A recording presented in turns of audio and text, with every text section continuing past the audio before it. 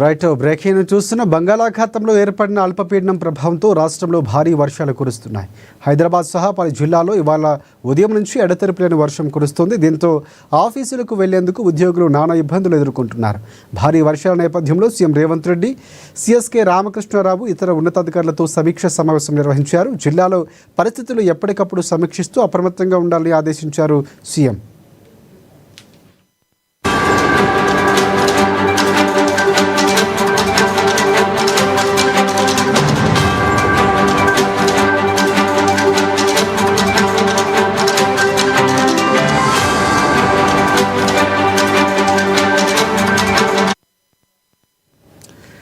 Right పలు జిల్లాల్లో ఈరోజు రేపు 2 రోజుల పాటు భారీ వర్షాలు కురుస్తాయని వాతావరణ శాఖ అధికారులు సూచనల మేరకు జిల్లా కలెక్టర్లు అప్రమత్తంగా ఉండాలని సూచించారు. ముఖ్యంగా లోతట్టు ప్రాంతాలు ఎప్పటికప్పుడు పర్యవేక్షించాలని, ప్రమాదకర పరిస్థితులు ఉన్న చోట ముందస్తు హెచ్చరికలతో ప్రజలు అప్రమత్తం చేయటమే కాకుండా అధికారులు అవసరమైనటువంటి చర్యలు చేపట్టాలని దిశానిర్దేశం చేశారు.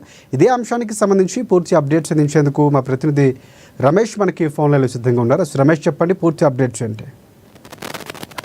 ఈరోజు రేపు రాష్ట్ర వ్యాప్తంగా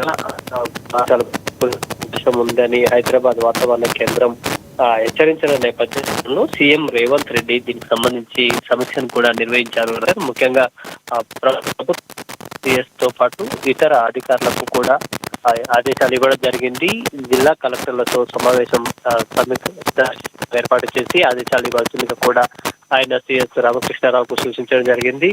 ఆ జిల్లాలో లోతట్టు ప్రాంతాల్లో ఉన్నటువంటి ప్రజలను సురక్షిత ప్రాంతాలకు తరలించడంతో పాటు ఎమర్జెన్సీ కాల్ సెంటర్ ను, అట్లాగే వివిధ యంత్రాంగాలు ప్రభుత్వానికి సంబంధించి ఇటు విద్యుత్ శాఖ, అట్లాగే ఇరిగేషన్ సంబంధించి రెవెన్యూ అధికారులతో పాటు ట్రాఫిక్ పోలీసులు, ఇతర సిబ్బంది అధికారులను కూడా అప్రమత్తం చేయాలి. అందరికీ ఆ ప్రజలకు ఏదైతే ఈ 2 రోజుల పాటు భారీగా వర్షాలు కురిసేటువంటి అవకాశం ఉన్న నేపథ్యంలో అధికారులంతా కూడా అప్రమత్తంగా ఉండడంతో పాటు ఎమర్జెన్సీ టీంలను అందుబాటులో ఉంచుకోవాలని సూచించడం జరిగింది. ఇక ప్రధానంగా రాష్ట్ర రాజధాని హైదరాబాద్ లో భారీగా కురుస్తున్నటువంటి వర్షాల నేపథ్యంలో ఇటు ట్రాఫిక్ పరంగా అట్లాగే ఉద్యోగాలకు వెళ్లేటువంటి అనేక ఇబ్బందులు ఎదురవుతున్నాయి. ప్రధాన రహదారులలో కూడా నీళ్లు నిలిచిపోవడం, వాటర్ స్టాకింగ్ పాయింట్ల వద్ద కూడా ఇటీవల కొన్ని అనుకోని ప్రమాద ఘటనలు కూడా జరిగిన నేపథ్యంలో మరింత అప్రమత్తంగా ఉండాలంటూ ఇటు జిహెచ్ఎంసీ అధికారులతో పాటు అక్కడ కూడా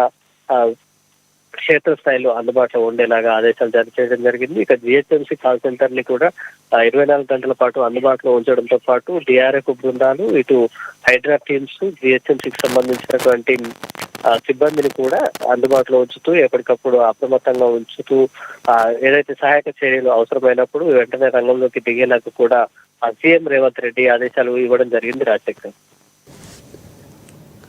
right, thanks for updates Ramesh.